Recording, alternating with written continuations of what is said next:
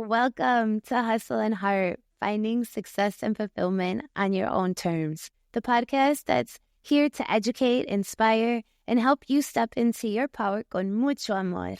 As a first-gen Latina, I know what it's like to hustle hard, break generational cycles, and still wonder if I'm doing enough. I welcome you to this space, a place where we drop this BS, have raw conversations about mindset, success, and creating a life that's fulfilling to you. Think of this as your weekly cafecito chat with your long-distance, ambitious bestie where we talk about the real struggles, wins, and mindset shifts that actually make a difference. No fluff, no gimmicks, just honest conversations that help you take real steps towards the life that you want. So grab that cafecito, take a deep breath, and let's get into it. Welcome back to Hustle and Heart, finding success on your own terms. Today's guest is the incredible Solimar Sol Williams, an Afro-Latina visionary with a story as inspiring as her brand. Born and raised in the Dominican Republic, Sol made the brave move to New York at just 17 years old to chase her dream of becoming a fashion designer. Years later, her journey brought her to California, where she founded her amazing brand, Unbothered. Sol's philosophy is simple yet profound. To achieve happiness and chase your dreams, you have to stay unbothered. Unbothered by outside troubles and focused on what truly makes you happy. This resonates so much. Her story is one of the most resilient, creative, and honestly self-believing, and I know you're going to walk away inspired to do the same in your own life. Let's dive into Sol's journey, the creation of Unbothered, and how she's empowering others to stay true to themselves while pursuing their dreams. Welcome, Sol. Thank you for having me. I'm so excited. I'm so happy to have you. Now, you bounce around. Where are you? Where are you today? Okay, I thought you were in the East Coast because I know that you... I was just in New York last week. Yeah. There we go. Might be in the East Coast again next month. So I hear you. A lot of back and forth here. Collect those miles.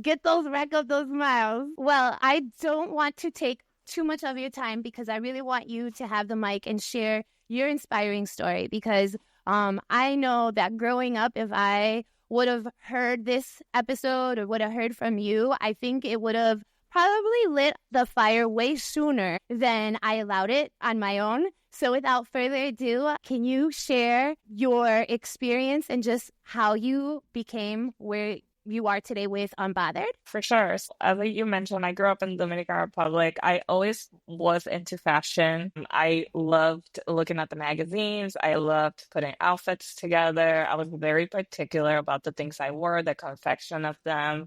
It would drive me crazy that sometimes I will get clothes and the shirts were like a little too short, like the confection wasn't right, and I will make mood boards, and I even took a quick fashion class and started drawing garments and things, and I even drew my quinceañera garment that didn't come to life, but I drew it.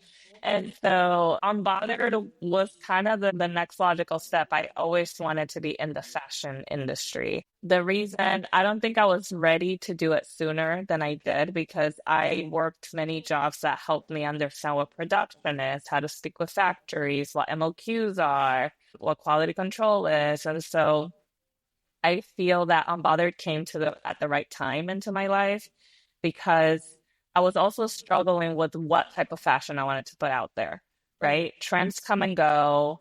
Fast fashion is a huge thing. And fashion can be a very toxic industry and place to be. And so I wanted to join and fill that gap and try to make a change through fashion. So I put out a brand mainly as a consumer and not as a designer. And what I mean by that is that I focused on the quality of the material that I'm putting out there. I focus on the hard-earned money that people are spending to buy my brand. That doesn't pass me because I'm a working class as well. So I know how much you work and save and prepare to buy that one piece sometimes, right? And I wanted the brand to be environmentally conscious by having really high quality products that are going to last you a long time. So you don't have to continue to purchase the same product over and over and over again, right? So I wanted to tackle fashion in a way where it feels like a safe place. Everybody's welcome, no matter what you identify as, no matter how you like to dress. You can dress this up, down, warm to sleep, wear them inside the house, wear them at the gym. Like you can wear these at any time you want in your life. I've worn my clothing brand to some of the most important events of my life. And so I feel that by creating that space, we're kind of changing the narrative in fashion. And that's really what I wanted to do with Unbothered. I love that. How did you, I mean, for those that want to go ahead and start a fashion brand, right? Like, where do you even begin? So I think the first step is to know what impact you want your brand to have. Right. So what is your ethos? What is the brand that you're putting out? What does it represent for you? I think that's for any brand that you're putting out. I think that's the first step and the most important step, because once you have that, you'll have a clear vision of the direction you want to go in. And I think that, again, in fashion, because trends move so fast, anybody who gets into fashion wants to quickly get in it and just like put something out there. And I feel that when you take that time to see who your brand is. And this was an advice that a dear friend of mine gave me way before I started the brand. And she's a huge brand owner herself. She was like, who's your brand? Who's your client?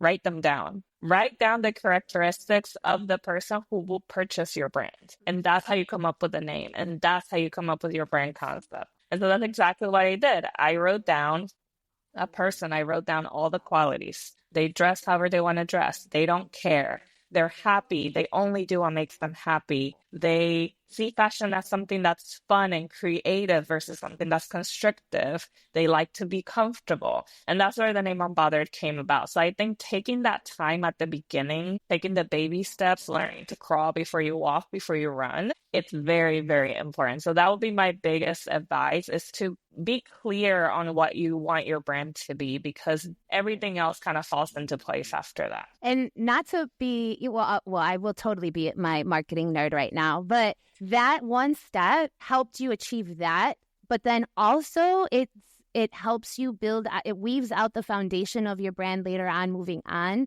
when you want to start doing social media, when you want to start building out your website. Having what you did in the marketing world is literally creating your consumer personas, right? And that is how you learn to figure out who your audience is, yes, and build out like the ecosystem, but then how you talk to them, right? Because the way you talk to that individual is not how you're going to talk to somebody that is a complete opposite, that doesn't have those worries, that doesn't have those interests or behaviors, right? So knowing who you talk to is super important when you have just a business overall.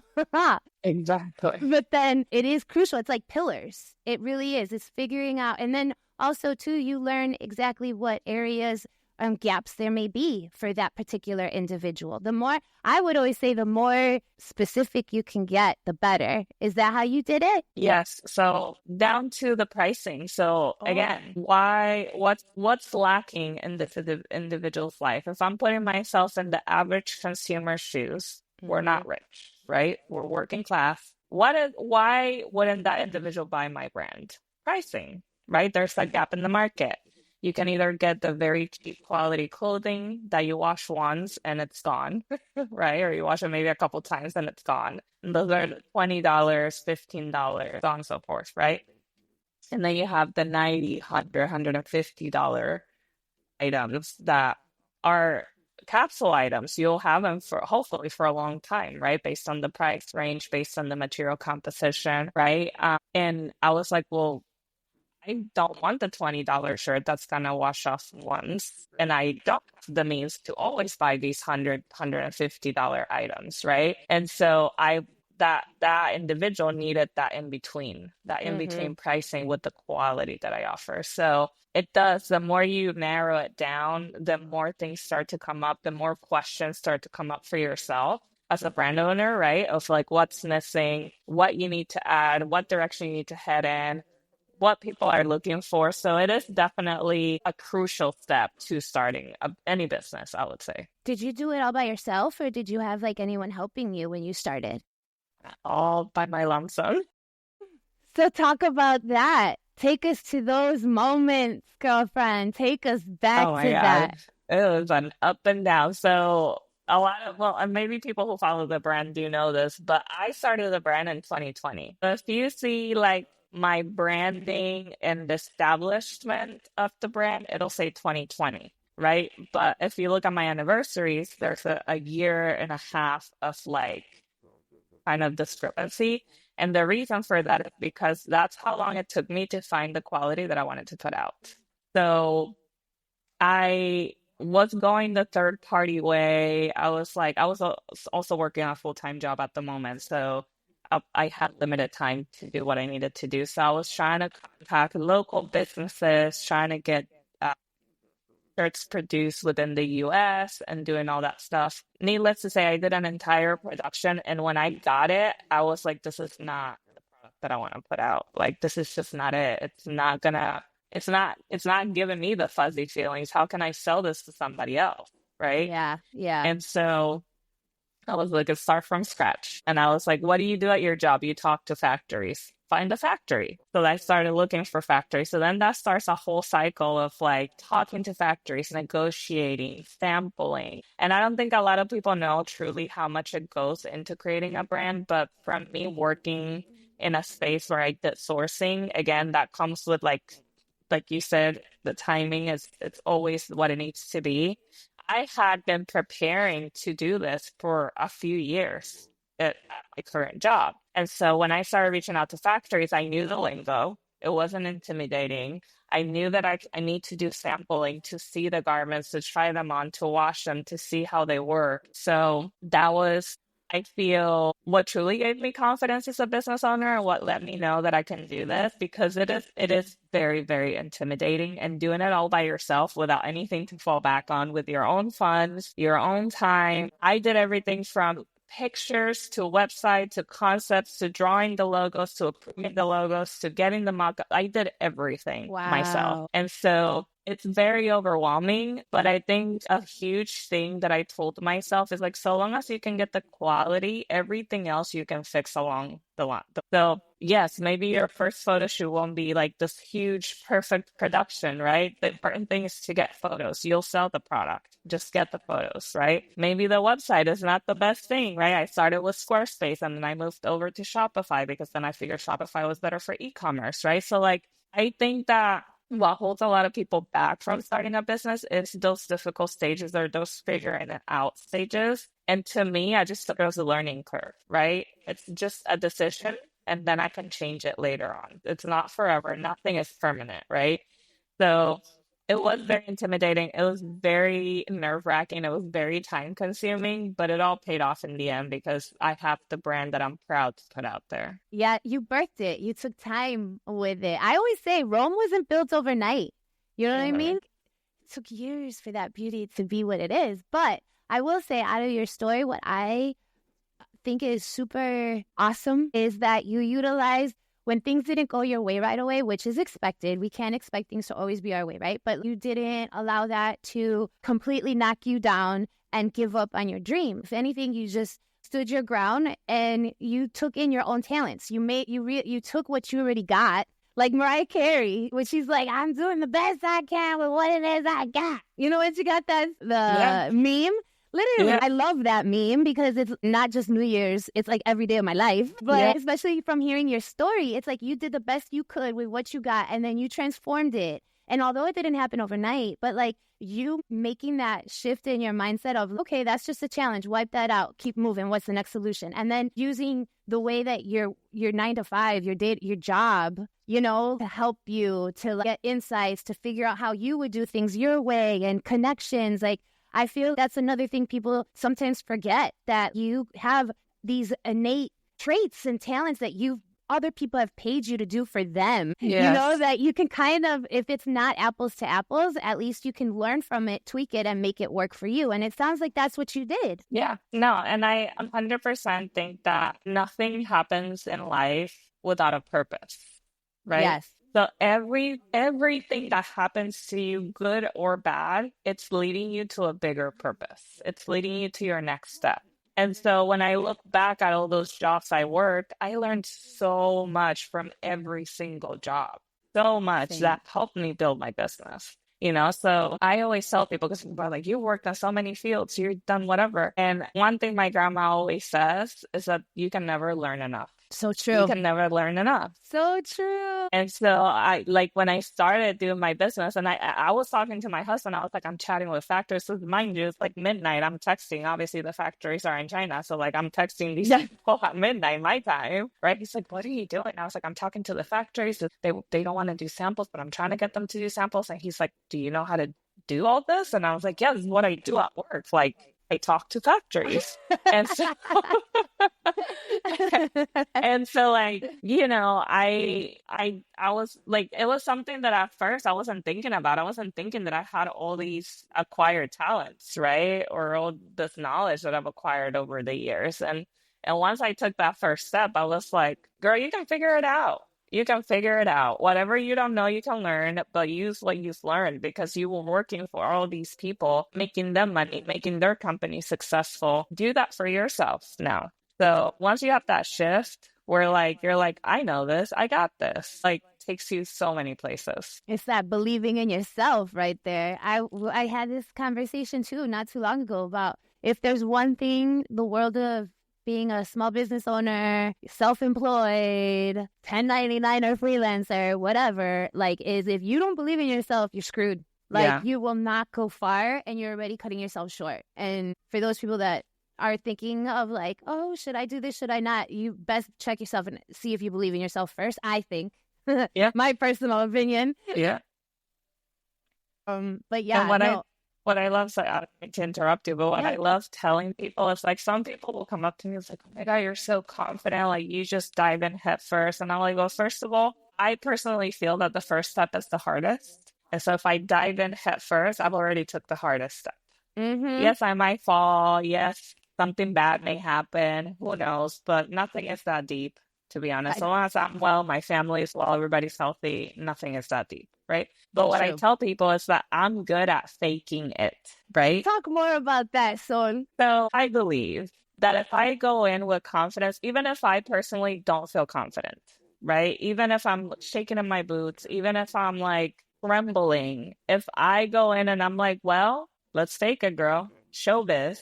Put it on. Turn it on, right? That's, I feel, what can propel you as well. Because you might not be confident in the topic you're talking about. You might not know enough yet, right? There's always going to be somebody who knows more than you, who's better than you, who has more than you. That's always going to happen 100% of the time.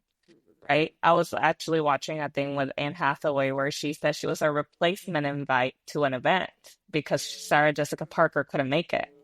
So Anne Hathaway's a huge actress, fashion icon, all of the above, but Sarah Jessica Parker is higher than her, right? And so if you sit there and think of these people know more than me, there's always going to be somebody who knows more than you. Even if you are not confident in what you know, walk in with confidence because confidence will take you so far. Even if you don't know what you're talking about, even if you're like not very well trained in the subject or whatever you may feel.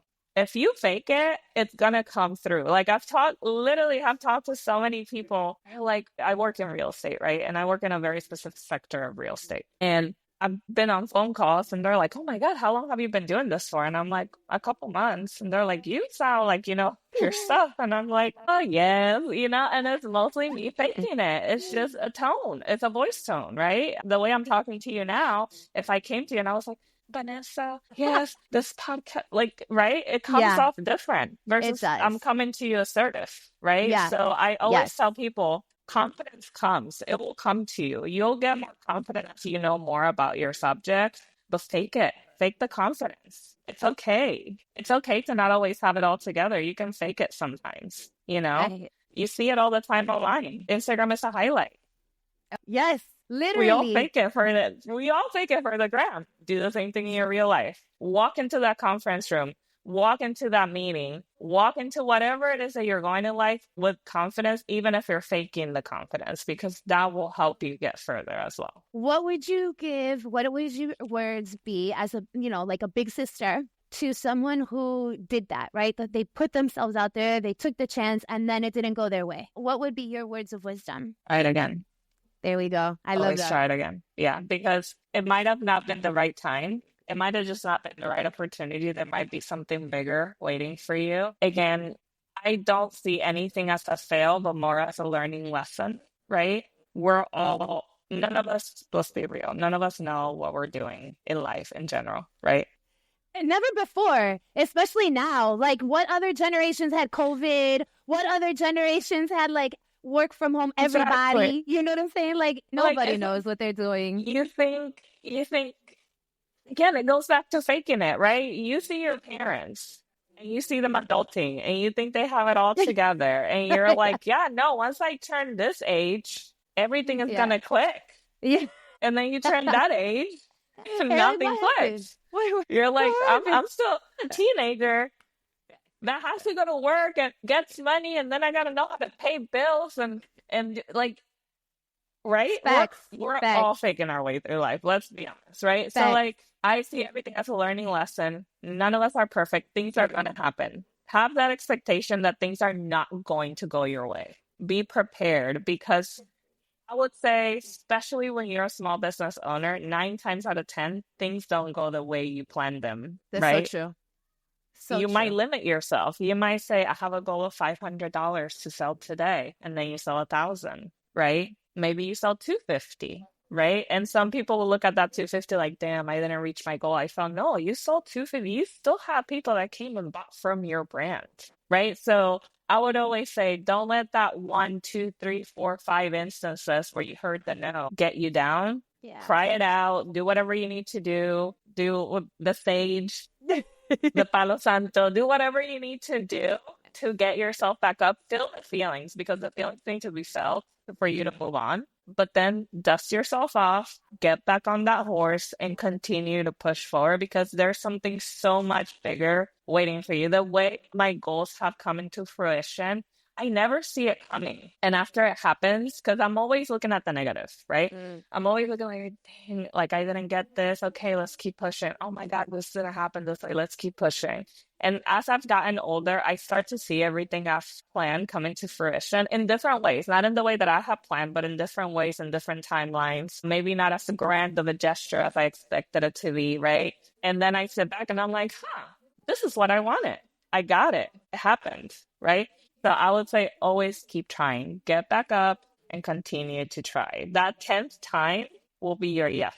Right? And I can guarantee you that. And it's usually the way the magic happens is that you least expect it, or you thought Yes. you totally blew it, or you just come out thinking negative and it's bam. Yes. It's blossom. Exactly. Yeah. Well, that is also something that I wanted to ask you about, right? Because dusting yourself and trying again when things don't really work out the first time, being okay with evolving, being okay with pivoting, being okay with, growing with your business. Maybe you started your business, and not you literally, but I mean, somebody starts their business and they think they want it to only stick to accessories. And then they realize, oh, wait, I want to branch this out. I don't want to be a brand just accessory. I want to actually have clothing. I want to build out the entire look. And, some people I've heard just folks talking about like them feeling really confused, like knowing that they have a big idea for their business and they know the quality and, how awesome their stuff is, but they're scared to branch off because they feel like they haven't succeeded with that one thing that they started. How can they branch off? Like how can they change? Just the whole idea of change and pivoting and evolving into something else is going to feel uncomfortable. But then also, like, where does that leave with your business, right? So you have had Unbothered for a very long time, right? And then, but before Unbothered, you actually came on to the scene in a whole nother still in beauty, fashion, you're in Cali, you're like in the Mecca, right? So It's like, but you had a pivot, you had an evolution of sorts that brought you to where you are now with Unbothered, right? So do you want to talk about that? Because I think it's super interesting. Yeah. So again, I knew I always wanted to be in fashion. And at some point, I figure when content creation started to really become a thing, that I will be okay with kind of being like the styling, makeup, like showing people how to dress, how to do their makeup, how to do their hair, going through my natural hair journey with people online. I thought was really going to be how I came into the fashion space, because to me, they all go together with fashion. Yeah. Like accessories, hair, the way you do your makeup or don't do your makeup, that all affects your outfit, right? The way you're portraying yourself that day. So that's kind of how I felt I was gonna go, and then it just didn't fulfill that. I need to put a brand out there. It that never went out of my brain. I was always like, no, but I need to put a brand out there. I need to do this. It's not gonna go away. And so, as much as I love content creation, gives me a very good creative outlet, and I still love it. I have pivoted my content, like we were talking a little bit earlier. It's like I don't wear as much makeup anymore. I feel the most comfortable when I'm not wearing makeup, actually, when I'm just in my bare skin. I work really hard to keep the face clear. You do a beautiful We're job, gonna show Bella. it. Bella. Thank Bellissima. you. But it's all about growing and evolving and knowing that life doesn't stay stagnant, right? And being open to the possibilities. Because if I would have completely shut down, so if I look at the timeline, I wanted to go to Parsons. Parsons is a huge fashion college, right?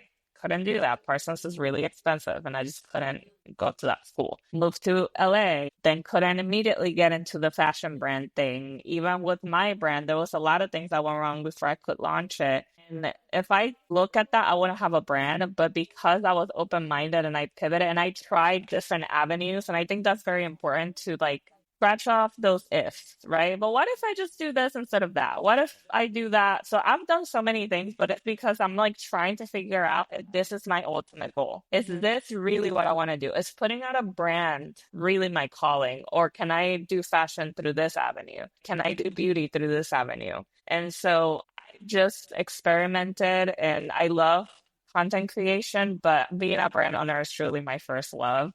So I do both. I do many things actually. I do both, but it just I feel like if content creation was just a way for me to solidify who I am as a person, and also that I did want to have a brand out there in the fashion space. I think it also kind of helps you too, because people get to know you, right? Yes. So they connect with you. And then you already have loyalists going into the brand, So that, again, back to what you were saying, everything connects, whether intentionally or not, by higher Yes. sources that be. Everything intertwines Everything. and connects. Yeah. You're exactly where you need to be at this right time. Right. That's something I tell everybody. I'm like, and I have to tell that to myself, because it's not something that you want to hear all the time. And it's not something that you think about all the time. But especially when you see people your same age in different wavelengths as you, maybe in a better position, maybe in a worse off position, you have to always remind yourself that you're at the place that you need to be right now. And that's what matters, because if I would have started this brand a lot sooner, for example, I wouldn't have known the terms that factories use. I wouldn't have known that you can request samples. I wouldn't have known that you can negotiate prices. I wouldn't have known how to do any of that. And the job that I've had led me to learn all those things.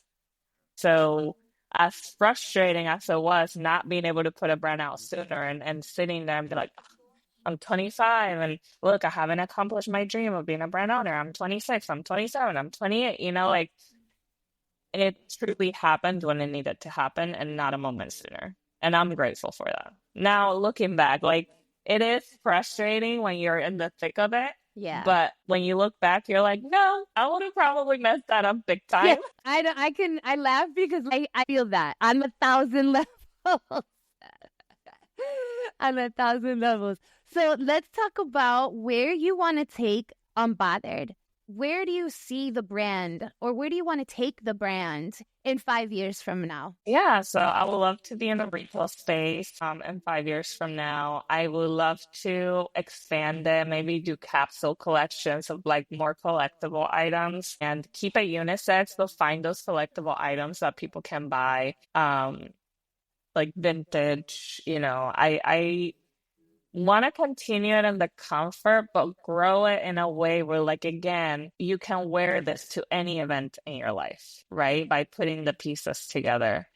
So I think that will be the next step for the brand, is to figure out how to take it to a higher level, and then also in the future start adding those capsule products, those vintage, those collectibles that people can add to their closet, and again, keep it for a long, long time. And I love that. I love the fact that you emphasize the fact of having quality garments that you can have for a long time, because something that I used to be a stylist specifically for trunk club that was styling men, right? We would send trunks of clothes to guys, okay, that needed help with clothes, but they were very pricey clothes. So one of the philosophies that I took from that job, and not only share it with everybody that I can, but I use it in my day-to-day, is a cost per use, right? Like, back to your point, you could get something cheap, but how many times are you going to have to buy that over and over again? If you get quality clothes, you keep it for a long time, cost per use, and then all of a sudden it's like when you do that equation in your head and you've worn a really good,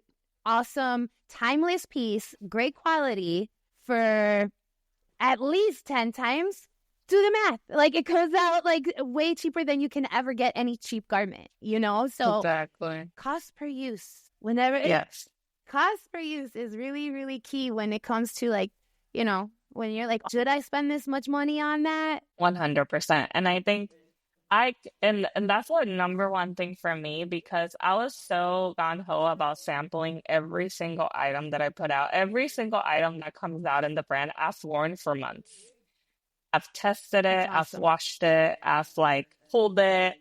I've done anything you can think of. And I don't separate my laundry. So it was also important for me that you did not need to separate these. Let that be known. You do not. I don't separate my laundry. You Okay? don't need to separate the clothes that you get from Unbothered. Yes, That could all go exactly. together. It can all go together. So, like, I had shirts that I've had for the entire before the brand even went live. Oh Like, my months God. before the brand even went live, and they still look brand new, right?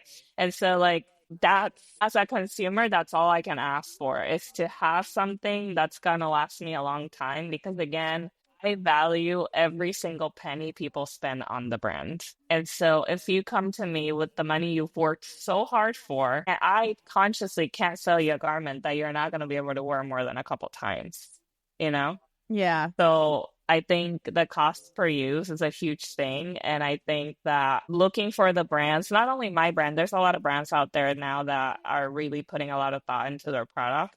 Just looking for those brands is truly where you can start to construct that closet that's going to last you a long time, because trends come and go. But if once you find your personal style, you start to collect those pieces, you can technically participate in any trend, because you will have a piece that will be part of that trend. You know, you don't need to have 1,000 items. And I love shopping. Don't get me wrong. I love me some shopping. But like, you don't need to have 1,000 items. You can collect those items that are going to just make your closet very, very versatile. And Yep. and again, I want it Unbothered to be part of those items and part of that collectible piece, or that investment piece. Even though my pieces are not expensive, but I see them as an investment because you're gonna have them for a long time. What's your favorite piece within your brand right now, in your collection right now? That's hard. Say our acid wash sweatshirts, I wear them all the time. They're so soft. They're so Ooh. soft. I wear them all the time. The sweatpants too. But if I had to pull out a most worn item, it would be the acid wash sweatshirt. All right. I'm gonna check that out. I can't, I mean, I melt with a good sweatsuit. A good sweatshirt, crew or hoodie or comfy pants. Comfort is queen. That is what makes me happy. I gotta check that out. All right. And where can people find Unbothered? So we're on Instagram, TikTok, even though TikTok, I don't know where that stands, but anyways, we're on Instagram and TikTok. Instagram is Unbothered Fashion, at Unbothered Fashion, and TikTok is Unbothered FH, and that's UMBTHRD. And then our webpage is unbotheredfashion.com. So you can find us anywhere if you're in California. If you're in SoCal specifically, let me not say. We do offer in-person shopping experience, and we do local pickup, local delivery within, I feel like, a 15-mile radius of our office. So hit us up. We're available. Even retailers. Yeah, last minute birthday shopping or something. There we go. There we go. And to all of those local shops that want to have and carry an amazing brand, woman-owned, holler at Sol, Unbothered. Get that in your racks, in your store. We'll make sure that all of your contact information will be in the show notes. But before we go, I just wanted to ask you, what would you give last words of advice, right? Like, what would you give Sol at the age of, let's say, 29, about to hit her 30th birthday? What would you tell someone that's like, oh my God, looking at themselves, like where we at right now? Think of where you were at 29 going into your 30th birthday. What would you tell that Sol? I'm going to say something that I still tell myself to this day, and that has been a theme of my life for the past couple of years, is that your life doesn't end at 30. Yeah, it does not. Yes. It does not. Like, we have this pressure. I don't know what it is. Like, a lot of us were like, I need to be married by 25 and have the kids and have the house and da-da-da-da. And then if I get to 30 and I don't have all of that, my life is over. It's fine. You'll be fine. It's going to be fine. I think Oprah didn't actually become successful until 40 years old or something, or had to restart over at 40. So, like, it's never too late to restart. You can always change course. You can always pivot. And your life doesn't end at any age. You can do anything at any age. We now see people in their 60s being fashion content creators, and that's beautiful. Absolutely. That wasn't something that was available to them in their younger years. And they have style. They have style. They do, and they decided to do it now in their later years, and that's totally fine. You never have to let go of your dream. You can continue to work through it. There's no deadline. We put deadlines on ourselves, right? But there's truly no deadline. Like, you can work on whatever you want at any age. Truthfully, you see kids flourishing at like 10 years old. They come up with this crazy concept and they form a company, obviously with like people behind them, but like still. Right? And then you see people in their 60s just starting their dreams. So I would say your life doesn't end at 30. You have plenty of time. Just keep on working at your goal. Age is energy, y'all. That's all that it is. But I love that. I love that. Thank you so much, Sol. I appreciate you and all of your words of wisdom, opening up, sharing all about Bothered, and all of your wise words. Again, you guys, I would highly recommend that you follow, that you get on this journey with Unbothered, when you get on this journey with Sol. And I have gotten 2 of her feel-good songs that I will be adding on to the playlist that is going to be available within the show notes as well. But thank you so much, Sol, from the bottom of my heart. I'm so happy we were able to connect. And I hope to bring you on again so that we can talk about all of the growth and the awesome, amazing things that have take place after this even airs with yourself and the brand. Thank you so much. And if you guys like this episode, I ask from the bottom of my heart that you please rate us, share this episode with someone that will enjoy it, that can actually get value from it as much as you did.